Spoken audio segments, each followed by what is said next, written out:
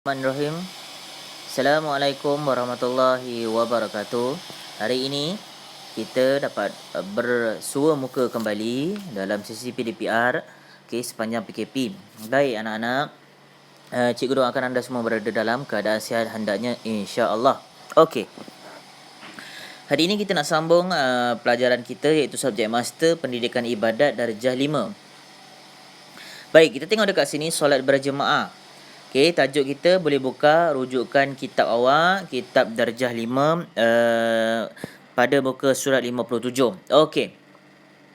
Pengertian solat berjemaah ini dia. Kita tengok dekat sini pengertian solat berjemaah pada bahasa ialah berjemaah berasal daripada perkataan Arab. Jamaah yang bermaksud menyatukan.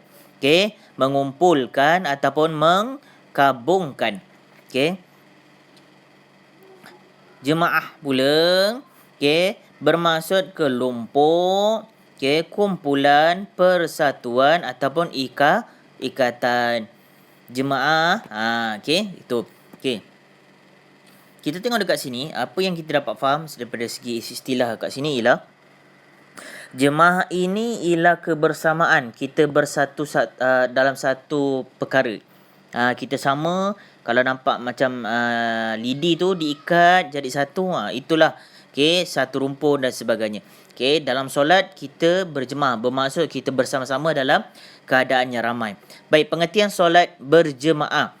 Solat apa artinya? Solat itu adalah doa. Berjemaah tu apa? Bersama-sama. Maksudnya dekat sini kita melaksanakan ibadah secara berkumpulan bersama-sama. Ada seorang imam ataupun ada seorang ketua. Ketua kita tu adalah imam, kita sebagai makmum. Baik, kita tengok pengertian solat berjemaah pada istilah syarak.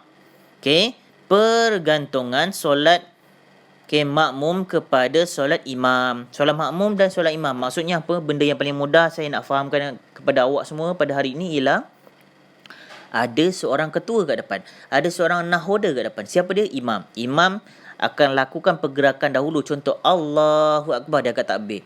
Kemudian, selang beberapa second, orang belakang pula akan ikut pergerakan imam sampailah ke salam yang terakhir itu.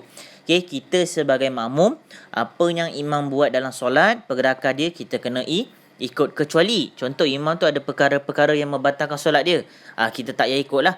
Kita teruskan sahaja. Kalau kata dia terbatal, ada seorang langkah ke depan.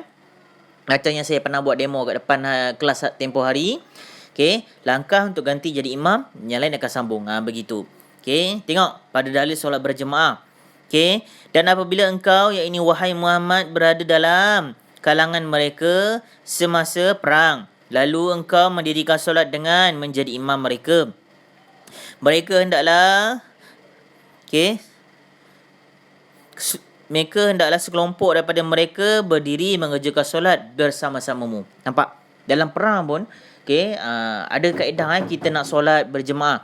So, yang depan akan jaga benteng, yang belakang akan solat. Nanti bergilir. Macam itulah juga. Baik, seterusnya kita tengok dekat sini.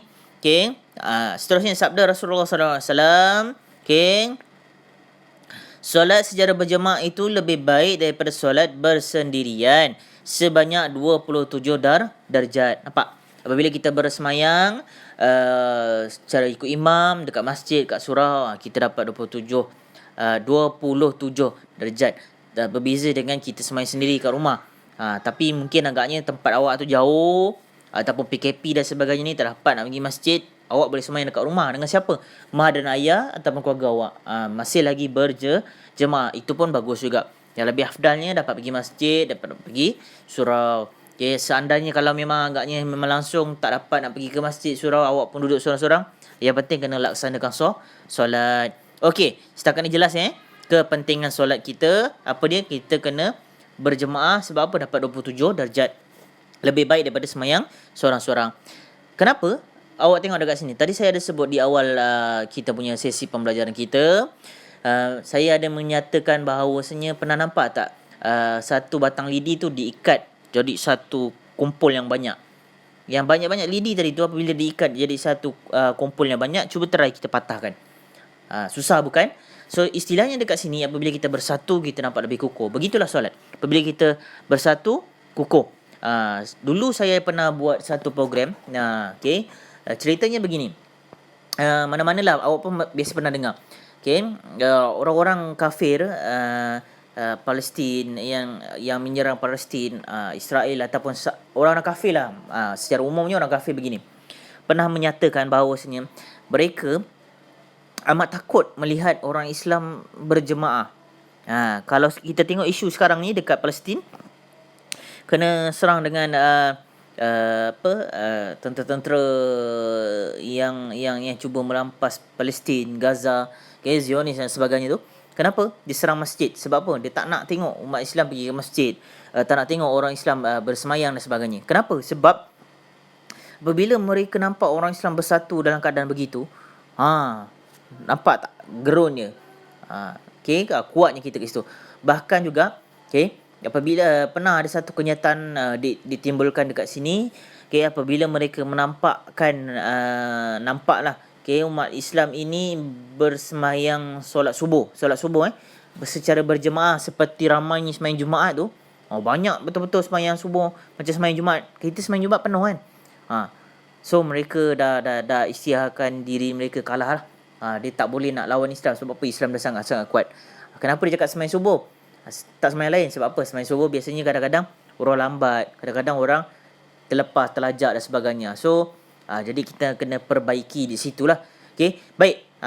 Kita tengok semayang Jumaat lah. Kalau lelaki pergi semayang Jumaat, time baca surah Al-Fatihah, masuk baca surah Al-Fatihah tu kan ada perkataannya amin, bergema satu masjid. Tu pun kalau dengar betul-betul, wah, gerun. Itulah kelebihan solat berjemaah. Okey. Dia ada banyak antara kelebihan lain juga. Kalau kita semayang berjemaah ni, cas positif, negatif akan berpindah. Tu macam mana nanti saya terangkan dekat bahagian kedua. Ni kita buat bahagian satu dahulu. Best belajar tentang untuk kesihatan untuk semayang. Pun ada juga. Seterusnya, hikmah solat berjemaah. Hikmah solat berjemaah ni apa dia? Yang pertama, melatih orang ramai supaya sentiasa mematuhi ketua, kerana para makmum wajib mematuhi imam mereka. Nampak tak? Walau apa cara sekalipun kena ikut imam. Imam bergerak Allahu Akbar, kena macam ni. Imam tiba-tiba buat angkat doa kunut, kena baca, ikut. Kecuali imam bagi isyarat dia tak dapat meneruskan solat kerana ada perkara-perkara yang membatalkan solat. Tu lain. Kena berhenti, dan bukan kita berhenti solat imam kena berhenti, ada orang lain take over jadi imam, kita teruskan semayang. Macam tu. Yang kedua, membiasakan dan melatih kaum muslimin supaya hidup berdisiplin. Ni dia. Kenapa berdisiplin? Gerak sama-sama macam kawat kaki lah. Ada kadet polis, ada PBSM, ada pengangkap tu dia punya kawat. Jalan kaki macam mana, dia punya angkat takbir macam mana, bagi tabik hormat macam mana, macam tu. Hop, macam itu kan. Tak kaki, kanan kiri. Istilahnya nak ajar disiplin, bertanggungjawab. Dalam tu ada. Sebab tu hikmahnya berjemaah. Allahu Akbar, semua ikut. Macam tu. Baik, seterusnya yang ketiga, menimbulkan perasaan sama rata antara umat manusia. Awak kaya, awak miskin, awak sederhana, awak hebat, awak ni datuk, awak ni datin, awak ni ada jawatan tinggi ke, jawatan rendah ke dan sebagainya ke, kerja biasa-biasa ke, apa ke sekalipun, apabila kita bersemayang berjemaah ini, dia menunjukkan umat manusia ini sama sahaja di sisi Allah. Yang paling tinggi martabatnya hanyalah Allah Subhanahu Wa Taala. Manusia sama je. Masa semayang tu kita ikut imam, ikutlah buat pergerakan betul. Dia tak ada bercakap, okey orang kaya sini depan. Awak ni bijak pandai, awak ni cemerlang. Belajar cemerlang depan sekali saf. No, tak ada. Dia sama saja. Lepas tu dah bagi salam, bertaburlah kamu di muka bumi Allah. Apa dia? Mulalah pergi kerja, buat aktiviti kamu sendiri. Macam tu. Time semayang kita semua sama. Tak ada yang ni orang baik punya, ni orang jahat punya, ni kurang baik. Tak ada. Semua sama di sisi Allah Subhanahu Wa Taala. Baik, yang keempat. Membuka peluang untuk berkenal-kenal antara satu sama lain. Maksudnya apa dekat sini? Kalau dulu sebelum Covid kita ada semayang kan. Apabila kita bersemayang, dekat masjid dan sebagainya, kita semayang bersama-sama. Lepas semayang, sallallahu ala Muhammad sallallahu alaihi wasallam sampai habis. Kita salam, lepas tu kita doa. Salam tu senyum, tengok muka, tanya, oh awak sihat bila balik kampung, macam tu. Itu mengeratkan hubungan silaturahim. Apabila kita dekat masjid, kita jumpa ramai kawan, muda jumpa orang tua jumpa orang muda, yang sihat, yang kurang sihat, dapat jumpa, akhirnya kita tahu macam mana keadaan dia sekarang dan sebagainya. Okay, masjid tempat eratkan hubungan silaturahim, dengan solat juga eratkan hubungan silaturahim. Okay, kita nak buat baik, kita nak bertegur, nak tahu orang tu sihat ke tidak dan sebagainya. Okay, cuma waktu tu COVID sekarang mungkin nak dikurangkan batas-batas kita untuk pergi ke masjid, surau dan sebagainya. Tapi jangan risau, apabila kita sembahyang berjemaah, inilah untuk eratkan hubungan kita. Okay, cuma mungkin adalah sedikit SOP yang kita kena jaga. Namun, percayalah, banyak kelebihan kita solat berjemaah. Setakat ini jelas tak anak-anak? Okay, kita tengok sikit bawah ni Okay, hukum solat fardu berjemaah. Hukum solat secara berjemaah selain daripada fardu Jumaat adalah fardu kifayah ke atas lelaki. Yang pertama, merdeka, bermukim dan nutup aurat. Selagi mana dia menutup aurat, dia bermukim. Bermukim ni apa dia? Dia orang kawasan situ. Dia duduk dekat Kota Jaya, dia dekat situ. Dia duduk dekat Tiram, dia kawasan Tiram. Dia kena pergi semayang berjemaah. Okay, dia orang-orang kawasan situ maksud saya. Okay, orang-orang yang berada berhampiran kawasan masjid, surau. Okay, kalau dia tak ada masjid, surau, dia ada mungkin tempat khas untuk solat berjemaah, itulah dia kena pergi. Okay, dan seterusnya dia mestilah yang merdeka. Merdeka ni dia ada benda ni semua lah. Dia mestilah orang yang sihat tubuh badan. Dia bukanlah orang yang ditindas, dipaksa dan sebagainya. Begitu. Boleh anak-anak? Baik, kita berhenti dahulu untuk bahagian pertama di sini. Bahagian 2 kita akan sambung di episod yang akan datang, insya-Allah.